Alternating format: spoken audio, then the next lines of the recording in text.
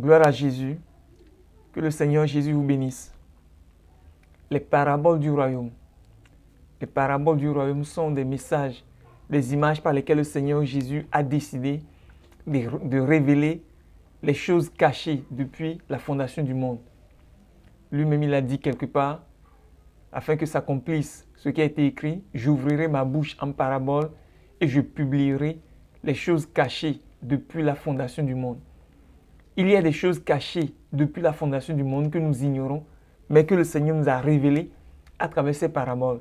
Par conséquent, pour connaître ces choses qui sont cachées depuis la fondation du monde, nous avons intérêt à étudier les paraboles que le Seigneur nous a données, car les choses cachées depuis la fondation du monde sont cachées dans ces paraboles.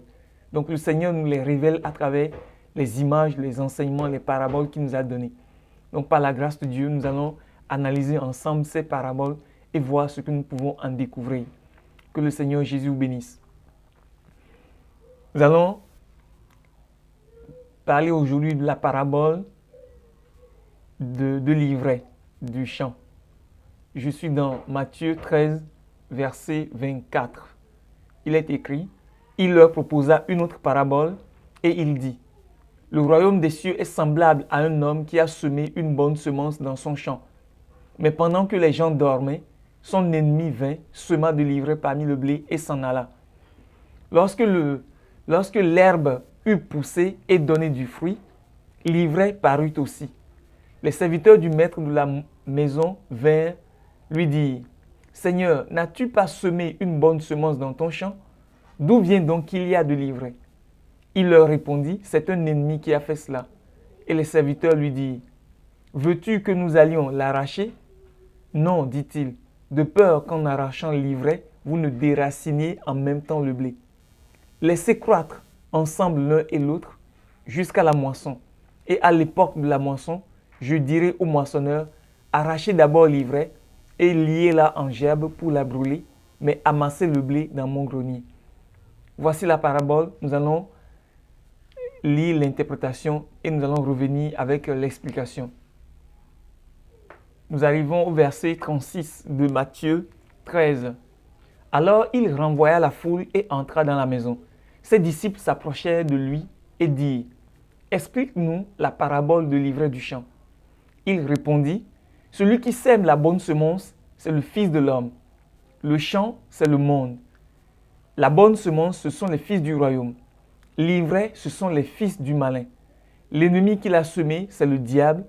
La moisson, c'est la fin du monde. Les moissonneurs, ce sont les anges.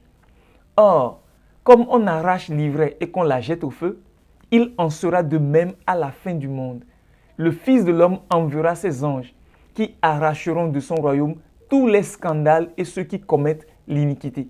Et ils les jetteront dans la fournaise ardente où il y aura des pleurs et des grincements dedans.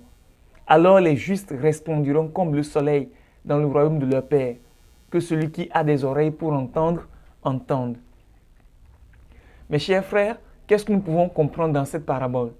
Le Seigneur nous dit que, je retourne au verset 37, celui qui sème la bonne semence, c'est le Fils de l'homme. Il n'a pas dit que celui qui sème la bonne semence, c'est Dieu. Nous sommes ici au temps de Jésus, à l'époque de la manifestation du Fils de Dieu. Nous ne sommes pas encore au commencement du monde. Il dit, celui qui sème la bonne semence, c'est le Fils de l'homme. Il n'a pas dit que c'est Dieu. C'est-à-dire que le royaume, ou bien les semences du royaume, la semence du royaume a commencé à l'avènement de Jésus-Christ. Il dit, le champ, c'est le monde. Il n'a pas dit, le champ, c'est la terre. Le champ, c'est le monde. Le monde, c'est quoi? Le monde, c'est l'ensemble de la race adamique. L'ensemble de la race adamique. Sinon, la race adamique, c'est-à-dire Babylone, le monde, la race adamique perdue. Il dit, le champ, c'est le monde. La bonne semence, ce sont les fils du royaume. Les fils du royaume, c'est qui? Ce sont ceux qui sont nés de nouveau. Ce sont ceux que le Seigneur a choisis et établis sur la terre pour faire son œuvre sur la terre. Il dit, l'ivraie, ce sont les fils du malin. L'ivraie, ce sont les fils du malin. L'ennemi qui l'a semé, c'est le diable. La moisson, c'est la fin du monde. Les moissonneurs, ce sont les anges. Ce que nous pouvons comprendre ici, c'est quoi, mes frères? C'est que le Seigneur dit qu'il est venu, il a semé les fils de Dieu, les fils du royaume dans le monde. Dans le monde, le Seigneur a établi un royaume composé uniquement des enfants de Dieu, uniquement de ceux qui sont nés de Dieu, uniquement de ceux qui viennent à Dieu pour faire sa volonté, uniquement de ceux qui sont nés de Dieu, qui ont décidé de marcher avec Dieu. Mais dans le même monde où le Seigneur a semé les fils du royaume, les fils de Dieu, le diable a fait entrer ses propres fils qui sont les fils du malin. Et il dit que l'ennemi qu'il a semé, c'est le diable. Et il dit ensuite, la moisson, c'est la fin du monde. Et les moissonneurs, ce sont les anges. Et il continue en disant, oh, comme on arrache l'ivraie et qu'on la jette au feu, il en sera de même à la fin du monde. Le Fils de l'homme enverra ses anges qui arracheront de son royaume tous les scandales et ceux qui commettent l'iniquité, et ils les jetteront dans la fournaise ardente où il y aura des pleurs et des grincements de dents. Le Seigneur est en train de nous dire que dans le monde aujourd'hui où il a semé ses enfants, les fils du royaume, l'ennemi aussi est venu semer les fils du malin. C'est-à-dire que ce sont des gens qui manifestent la nature et le caractère du diable.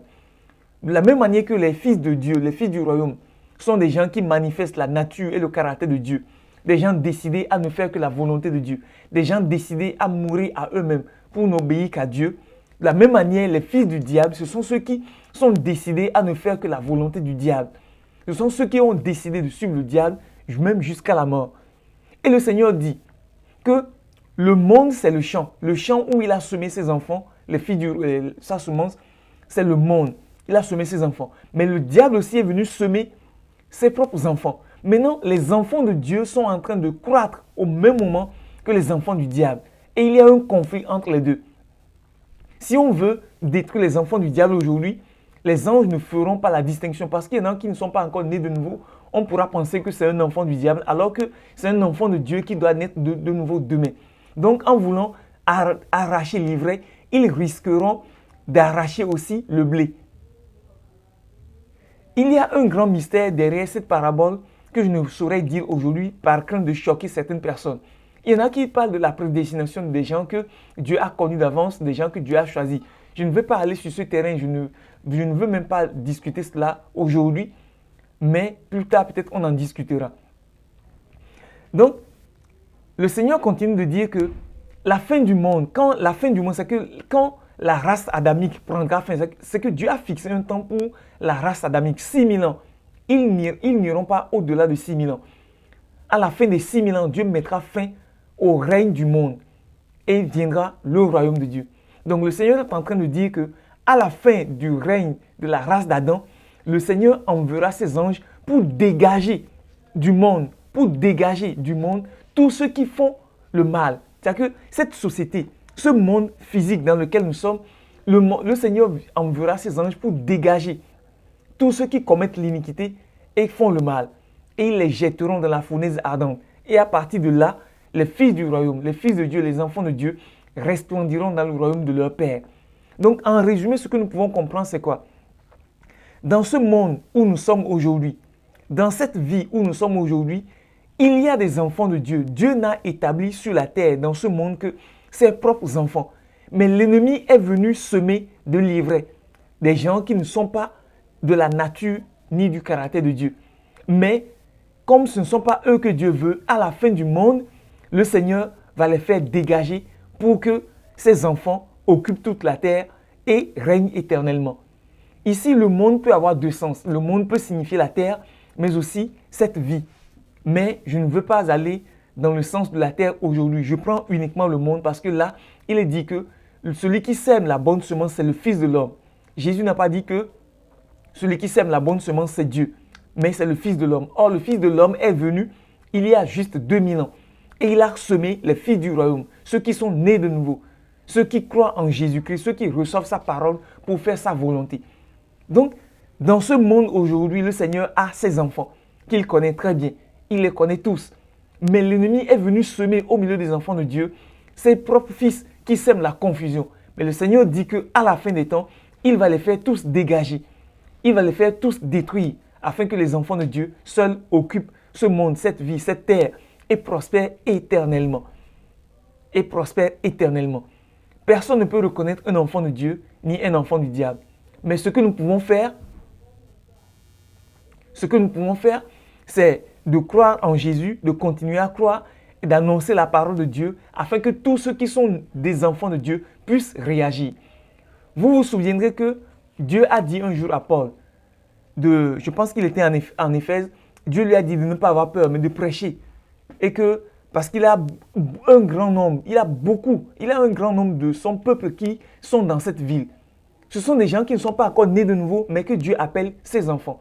J'aurais bien voulu, je vais vous chercher ce passage-là, et je reviens. Acte 18, versets 9 et 10. Le Seigneur dit à Paul en vision pendant la nuit, « Ne crains point, mais parle et ne te tais point, car je suis avec toi et personne ne mettra la main sur toi pour te faire du mal. Parle, car j'ai un peuple nombreux dans cette ville. » Est-ce que vous suivez? Dieu dit, parmi tous ces païens qui ne sont pas encore nés de nouveau, Dieu dit à Paul qu'il a un peuple nombreux dans cette ville. Cela signifie que Dieu, et même Paul dit quelque part aussi que Dieu connaît ceux qui lui appartiennent. Je vais vous chercher aussi ce passage. Dieu connaît ceux qui lui appartiennent. Dieu connaît tous ses enfants. Donc, Dieu connaît tous ses enfants. Il les a établis dans ce monde-là pour qu'ils se manifestent. Mais l'ennemi vient semer la confusion en semant ses propres enfants. À tel enseigne que nous ne savons plus qui est qui. Donc, Dieu connaît ses enfants. Et à la fin des temps, les enfants de Dieu, Dieu va les séparer. Les enfants du diable, Dieu va les séparer également. Et il va dégager les enfants du diable afin que les enfants de Dieu seuls prospèrent dans ce monde, sur cette terre et pour toute l'éternité. Je vais vous chercher le dernier passage et je vais m'arrêter. 2 Timothée 2, verset 19. Néanmoins, le solide fondement de Dieu reste debout avec ses paroles qui lui servent de sceau. Le Seigneur connaît ceux qui lui appartiennent. Et quiconque prononce le nom du Seigneur, qu'il s'éloigne de l'iniquité. Vous voyez ça? Dieu connaît ceux qui lui appartiennent. Dieu connaît tous ses enfants. Dieu connaît tous ses enfants. Ceux qui appartiennent à Dieu, Dieu les connaît tous. Et il les appelle. Et tous ceux qui sont à lui, il les appelle et ils viennent. Malheureusement, l'ennemi envoie aussi des gens qui ne sont pas de Dieu venir se mêler au milieu des enfants de Dieu et de semer la confusion. Mais le Seigneur dit qu'il connaît ceux qui lui appartiennent. Et à la fin, ceux qui lui appartiennent seuls resteront. Mais ce sont ceux qui n'appartiennent pas à Dieu, qui sont envoyés par l'ennemi. Ce sont ceux-là qui sèment la confusion et qui commettent l'iniquité au milieu du peuple de Dieu et scandalisent les enfants de Dieu. Et causent des problèmes au milieu des enfants de Dieu. Frères, assurez-vous que vous ne faites pas comme les enfants du diable. Assurons-nous que nous sommes des enfants de Dieu et que nous ne ferons que ce que Dieu veut. Assurons-nous que nous ne faisons que ce que Dieu veut et que nous soyons vraiment de ceux qui appartiennent à Dieu. Si vous commettez l'iniquité, si nous commettons l'iniquité, c'est l'occasion de cesser de commettre l'iniquité parce que le Seigneur connaît ceux qui lui appartiennent et il dit encore, et quiconque prononce le nom du Seigneur, qu'il s'éloigne de l'iniquité. Parce que ceux qui commettent l'iniquité, ce sont ceux que l'ennemi envoie au milieu de nous. Que le Seigneur vous bénisse et que sa grâce repose sur vous. Amen.